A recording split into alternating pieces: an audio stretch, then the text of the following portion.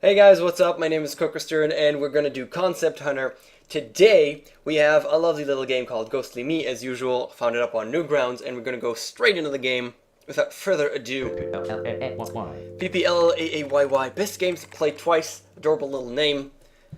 And we're going to go in Ghostly Me, we're going to start a new game. So, basic platformer, woohoo, normal stuff, WASD or arrow keys to move around. You get points, or the white dots that you collect, and this thing I'll let you know this is actually a checkpoint. So they don't tell you too much. It's basic platforming, but as you can see, I've collected these white dots, and now not exactly, it's not the number of white dots as the number of white dots that I have behind me, but I do get a trail that lasts for quite a long time, in fact, but does dissipate with time. And we're going to start out by looking at the basic mechanics, but we're going to talk about them later. So there's these moving dots, or should I say moving squares. If I touch them, I will die and lose points and go back to the checkpoint. So there's points and there's a timer. I'm going to ignore the points in the timer because I usually don't really care about doing something the fastest and getting the most points. But it's a part of the game, so it's there. And you can play it throughout the game and try to make it as fast as you can and with the most points. So if I touch these things, they kill me. But if I leave a trail and they touch the trail, they explode and they can't kill me anymore and I get points. And that's the main cool thing about this game that I really enjoyed. Now there's a lot to talk about here, and we're actually going to read the caption first. Haha, I see you're trying to use demonic portals when to become a big scary demon. So that's basically the narrative of the story. You know, you're a ghost, you're trying to become a demon in a way, and that's pretty much it. So there's two things that we want to talk about. One is the mechanics, and the second thing is the graphics and the narrative and the story and everything.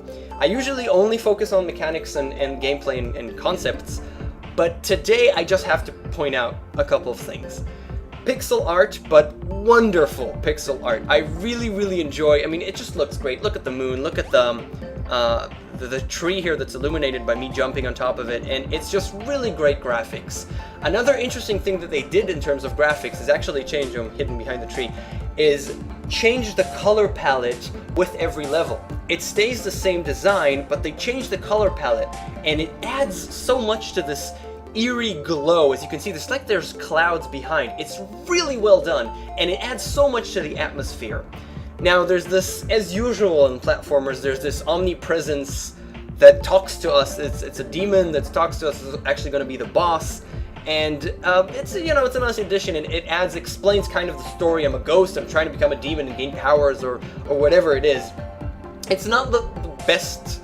It's not the best kind of atmosphere, the best kind of storytelling that you'd see, but the atmosphere just wins it for me. The atmosphere is so great with the graphics and a really wonderful music that it just got me. It's just really well made, and I really enjoyed it.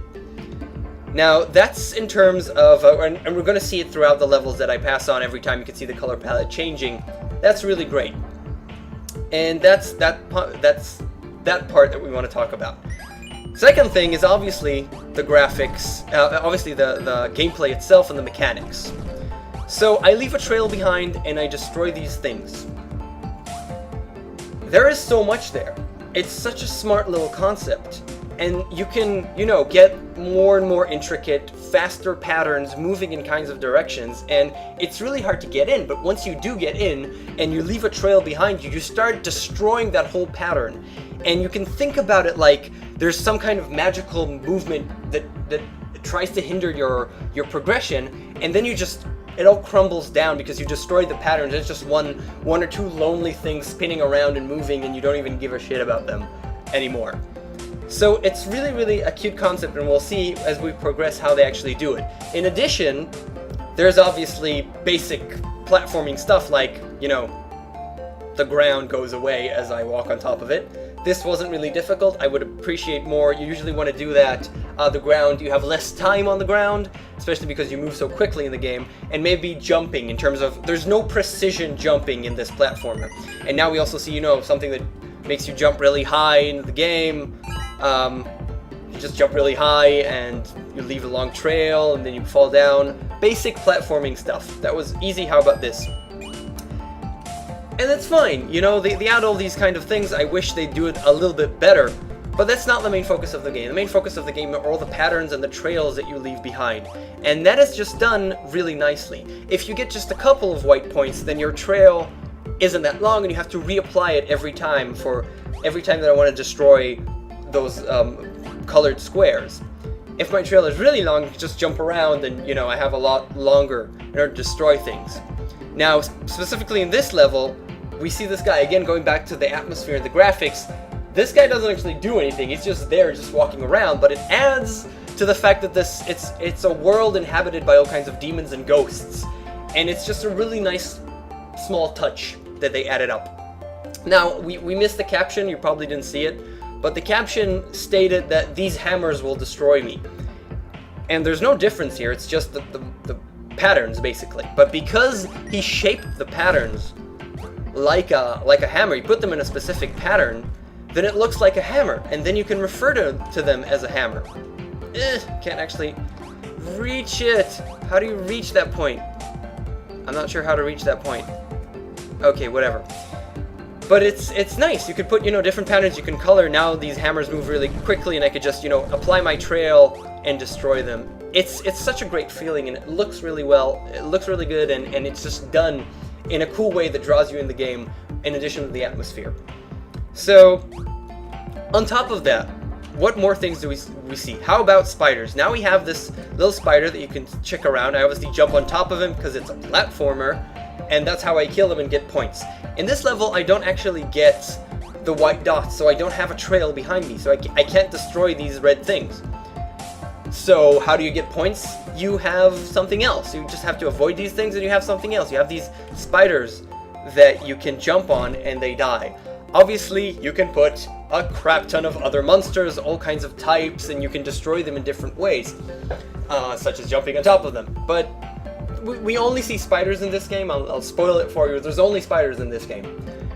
I like the fact that they put that in. I wish they do it more so, because if you look at threats and the different things that you can do in the game, the trail is the main part. The trail and the moving squares, the colored squares, is the main thing in the game. But it's also a general platformer, and you also see elements from general platforming games, such as jumping on enemies to destroy them. And it's different ways to tackle different things that try to hinder you, and it's really well made. And you can add so much on top of it. And I really feel that this game is, you know, just thinking about these things, and you could just take all these things, make them more so, and then have it really, really great. So I'm really waiting for Ghostly Me 2 to come out with a crap ton more content. So you're close to You Feel Me. Again, we get the trail. I only got 2 of them, so I'm going to try and do more. And now we're gold or yellow.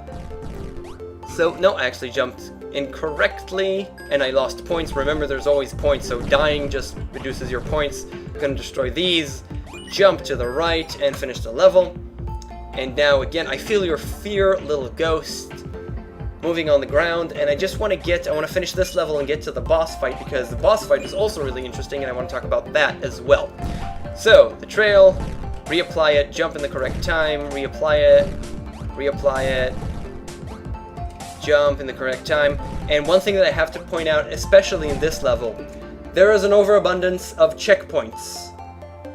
You don't really need that much. Obviously, in a platformer, you don't want to put, even if it's just one level, if you have a couple of things that are really difficult, you want to put a checkpoint in between them, because you don't want to, if you fail somewhere, you start at the beginning, and then you have to do all 4 really difficult things from the beginning, so you want to put a checkpoint in the middle. But this checkpoint, as an example, is just, the exit is there. I'm basically finished, and I don't feel that there's a need for a checkpoint here. So as overabundance, you can reduce the amount of them. And now prepare for the death. So the captions are, the grammar, it's not, I'm guessing English isn't the main language for whoever developed the game. That's fine, but I would appreciate, you know, at least have someone proofread the captions so they'll be correct. I can do that too, so you can contact me if you want me to do that, no problem. Jump over the boss to attack. So, jump over the boss to attack actually took me by surprise, because you'd expect the main mechanic of the game, which is the trail, to be the way of defeating the boss. But it isn't. You have to jump over the boss to attack. So I don't really realize why I have 5 points. Well, let's go to the boss. Mysterious casting spell, and it's a fireball. So first of all, fireball is the only spell that Mysterious has. So you don't have to write Mysterious casting spell, you can just put fireball, and then you can see him casting it. And the fireball is basically just colored squares that I can avoid. Now, I won't actually die to anything by this boss as long as I have momentum. So if I'm standing in place, you just saw me die because I stood in place and he just came up to me. But as long as I have momentum, any momentum, I won't actually die to him. I'll actually deal damage from the bottom, from the top, doesn't matter. And you wouldn't expect this. It's kind of weird because you're used to bosses, especially for me in platformers, I'm used to bosses just immediately killing me if I touch them and having a very specific way. And especially because you have a weapon, you have the trail, I expected that to be the case, but it wasn't. I'm fine with that, however. What's cool here is that I actually started up, I'm gonna die now, actually started up this level and tried to, okay, I need to jump on the boss, there's a fireball, avoided it, and then just jump on him and deal damage. But I don't deal a lot of damage, and it was weird to me. I thought it was gonna take really a long time. And then I started seeing the numbers that pop out. And those numbers actually say so much because you basically need momentum. That's basically, oh god damn it, the fireball hit me. I'm gonna kill him this time. No, I hit a fireball again. Basically you need momentum, and as long as you have momentum, you're gonna deal a lot of damage to him. To the boss. Coming from the bottom, coming from the top, I'm gonna try. See, now that was a lot of damage, and I actually managed to kill him there, doing 3,000, 2,000 damage. So it took me a while to understand how, and it wasn't completely, you know, there's no full hand holding. You had to understand the momentum is the way to kill him. Now, as we kill him, it's only the midway boss. There is one last level. We're not gonna reach that point. I just want to talk a little bit about what we get from it. You can use slow motion now, and slow motion is the perfect thing to put in here. The reason is that once we start getting with these points, with these squares of color that kill me, once we start getting into intricate patterns, more and more so, and to faster movement, then it becomes really hard. And the addition of having slow-mo, I actually just press space, which is, I hate the space key, so I'd recommend changing that, but that's irrelevant really, it's not really a big deal. Having slow motion allows us to do more correct and more precise movement. And this is where we actually start seeing intricate and precise movement that needs to come out from us because there's more difficult patterns, and now we have the slow-mo to allow that. So slow-mo is really the best kind of power you could give in this specific game. If I'm gonna jump here correctly, no, I died again. I'm gonna try and died again. See, I need to use the slow-mo to get here just on time and then reapply it, and then I destroyed most of them. I should be fine now. Yeah, there you go. So that's pretty much the game. We're gonna stop here because I don't want to spoil too much, and there is more to see, and there's a little bit more. It's not a really long game. You should play it for yourself and finish it. It's really great. The movement is great, the jumpiness and floatiness of how it works, that's great. I haven't actually talked about this, which is always an important thing to talk about when you're looking at platformers. But that's about it for me. I would really like to see more from this game and from this developer. This game, Ghostly Me, was developed by Unlimitari, that's the name. And really great job. I'm looking forward to seeing more. And that's it for Concept Hunter today. My name is KOKOStern. I would very much appreciate it if you'd subscribe to my channel if you like my stuff and this show specifically. And that's it. I will see you next time. Laters.